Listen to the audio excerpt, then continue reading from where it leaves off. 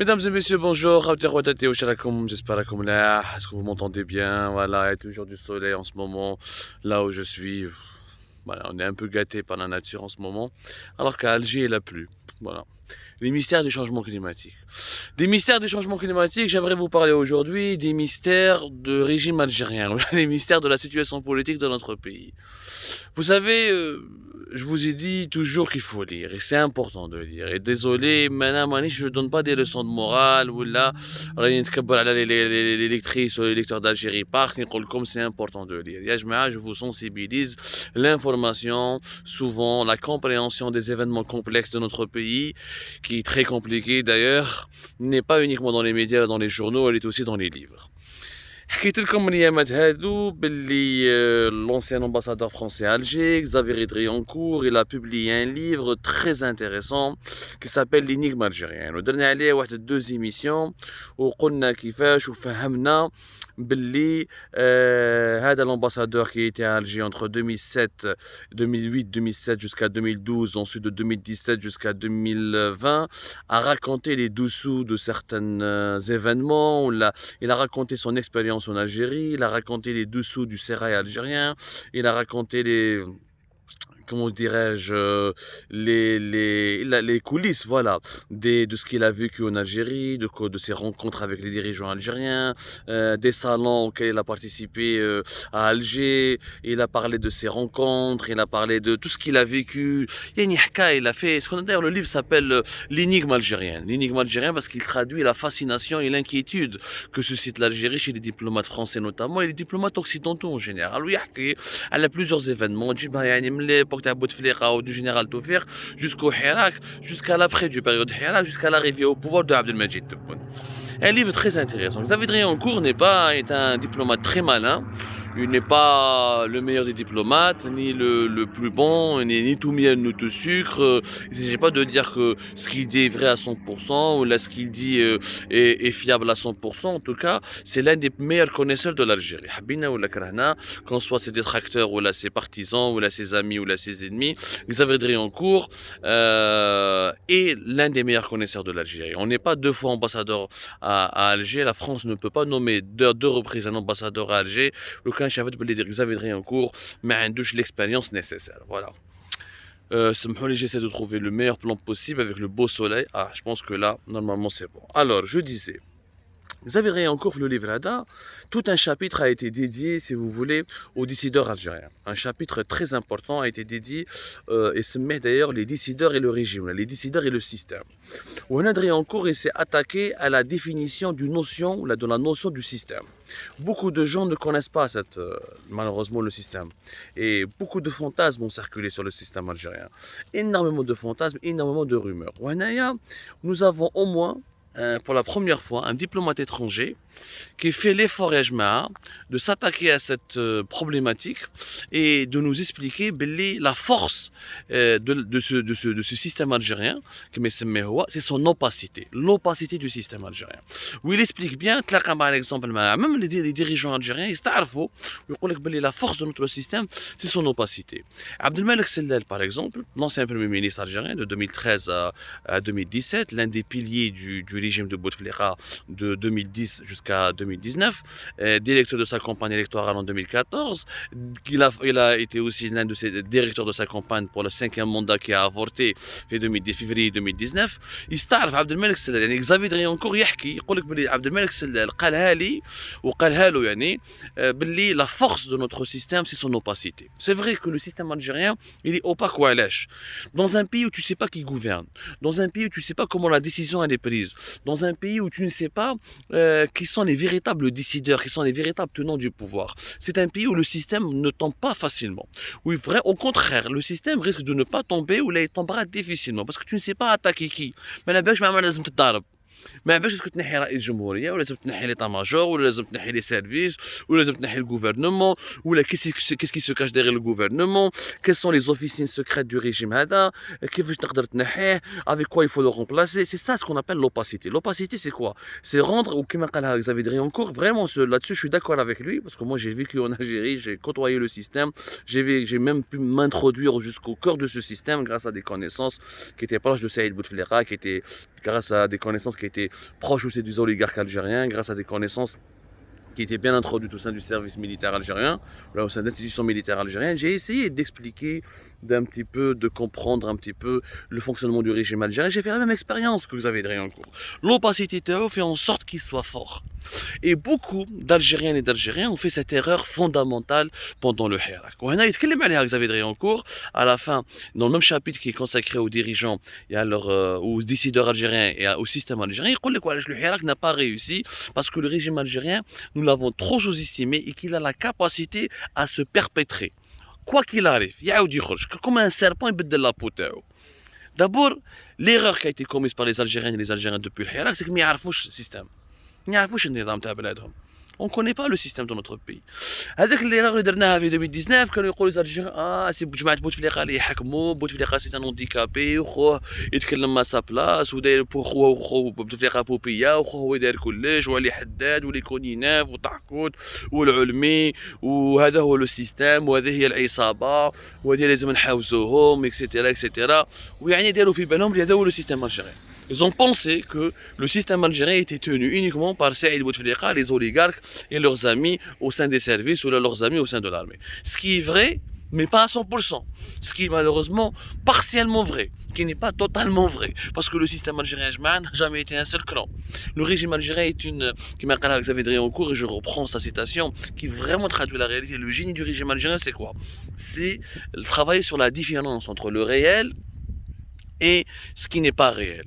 L'apparent, les apparences et ce qui se cache derrière les apparences. Dans le réel, les diplomates occidentaux qui nous disent je vous oublier un État, l'Algérie, c'est un État copié-collé de la France.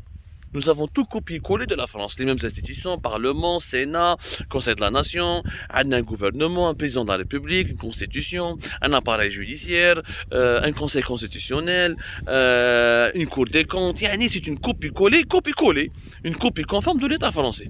C'est pour ça que la plupart des occidentaux, des diplomates occidentaux qui nous disent Zaïre, ils disent qu'Alger c'est un petit Paris, ou l'Algérie c'est une France, c'est une petite France, ou là c'est une reproduction fidèle de la France. Et les diplomates occidentaux, mais ce n'est pas vrai, parce que derrière cette copie conforme de la France, il y a un système beaucoup plus compliqué. Le système algérien, Xavier Driancourt a pu le comprendre au bout de 8 ans, il confirme ce que je vous ai dit dans les précédentes émissions et dans plusieurs articles d'Algérie Part. Le système algérien est basé, il a 3 têtes. L'Algérie a toujours pu être stable, ou elle a pu demeurer stable parce qu'elle a toujours réussi à avoir 3 têtes. Où je les 3 têtes? Une présidence forte, un état-major de l'armée de l'AMP, l'armée nationale et populaire fort, et un service de renseignement fort et structuré. Écoutez, l'une de ces 3 têtes ne fonctionne pas, ou la tahbes, ou la taih, le pays devient instable et le régime est obligé de changer de peau pour reconstituer l'une de ses têtes pour durer.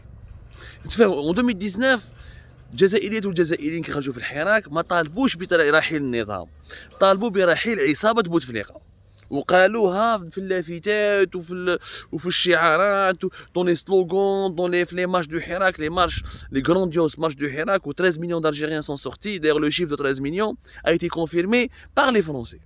Ce qui est incroyable, le chiffre de 13 millions de manifestants du Hirak n'a jamais été un chiffre algérien. Ce sont les Français, Xavier Driancourt le confirme. Il dit que c'est moi qui ai écrit ce chiffre de 13 millions après avoir consulté plusieurs de mes amis algériens au sein du système. Les Galolos, nous avons recensé 13 millions au bout de certains vendredis entre le mois 22 février et la mi-mars 2019. Donc c'est un chiffre français. Je te fais un moment là.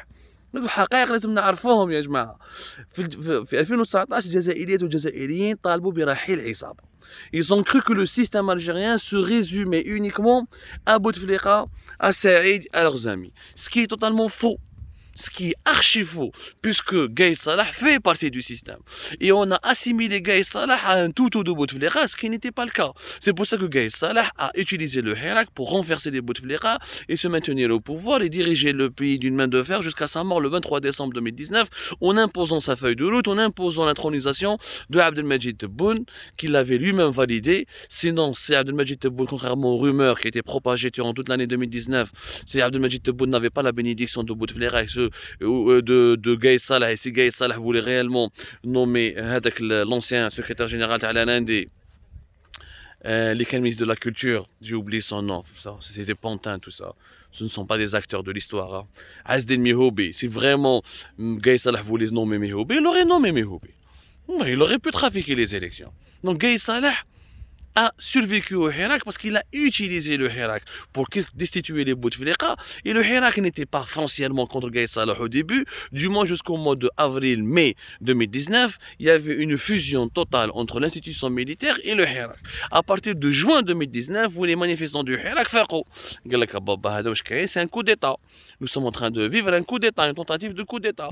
Donc il faut maintenant le slogan de Madaniya Machi Askariya. Qui خرجت Madaniya Machi Askariya الناس ما فهموش باللي l'état-major de l'ANP est certes la deuxième tête du régime algérien, mais il y reste une troisième tête, ce sont les services secrets.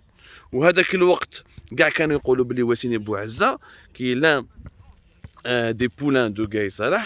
Tout le monde a pensé que général Bouazza aurait pu manger dans la main de Gaye Salah, qui n'avait pas d'ambition, que les services étaient extrêmement laminés, que Belli حطوا توفيق في الحبس وطرطاق في الحبس وحطوا مهند جبار في الحبس durant toute l'année 2019, que c'est fini. Donc tout était réglé, que les services sont morts. Ce n'est pas vrai. Ce n'est pas vrai. Ça a été une autre erreur qui a été commise par les partisans du Hirak. Il le dit bien, Xavier Drian dans son livre. Il dit que dès la mort de Gaye Salah, tous les anciens de Toufik Kharjo, général Toufik Kharj, Mohamed Jabbar Kharj, ils ont tous repris le pouvoir et l'ex-DLS des années 90 a pu renaître de ses cendres. Et ce qui a permis d'ailleurs au régime algérien de se perpétuer. Voilà. De se relever de cette épreuve du Hirak, de cette impasse du Hirak. Il a pu se relever. Au lieu où nous assistons à, pas un renouvellement, parce que c'est les mêmes dirigeants, ceux des années 90, mélangés à Tebboune un peu quelques nouvelles têtes qui sont issues de son entourage. L'état-major de l'ANP, Chengreha, c'est pas un nouveau, il n'y a pas de renouvellement. Le régime algérien est resté lui-même. Oualesh, il a pu réussir parce qu'il a reconstitué ses trois têtes. C'est le génie du régime algérien. Le génie du régime algérien, c'est qu'il a fait croire à son peuple, il a réussi à faire croire à son peuple que Bouteflika, son frère et les oligarques étaient les seuls responsables du malheur du pays.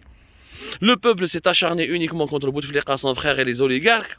Il a oublié les deux autres têtes du régime algérien. Et ce qui a permis à ces deux têtes de rester en place et ensuite de mettre en place un nouveau président. Et ce président a fait ensuite une alliance avec un nouvel état-major après la mort de Gaye Salah et un nouvel appareil sécuritaire. Et le régime est toujours en place. Rien n'a changé. Absolument rien n'a changé. Il faut lire ce livre, Yajma'a. Il faut peut-être tirer les leçons. Et la plus grande leçon qu'il faut tirer, c'est que les Algériens ne connaissent pas suffisamment leur pays pour pouvoir le changer. Si vraiment les Algériennes et les Algériens connaissaient leur pays profondément, ils connaissaient les rapports de force au sein de leur régime, ils connaissaient la nature complexe de ce régime, où là, ils pouvaient connaître les mécanismes de son fonctionnement, où là, ils avaient pris en considération l'importance de l'opacité et de la complexité du régime de leur pays, je pense que le Hirak aurait réussi. Sincèrement, je pense que le Hirak aurait eu un impact beaucoup plus important. Il aurait en tout cas pu ne pas se laisser manipuler par l'institution militaire, on a parlé d'état-major de l'ANP à l'époque de Gaye Salah, pour enlever les Bouteflika et imposer une nouvelle feuille de route. La leçon, elle est la suivante. On ne peut pas changer un pays si on n'arrive pas à connaître réellement comment fonctionne, comment réfléchissent ces décideurs et comment fonctionne le système qui monopolise le pouvoir dans ce pays-là.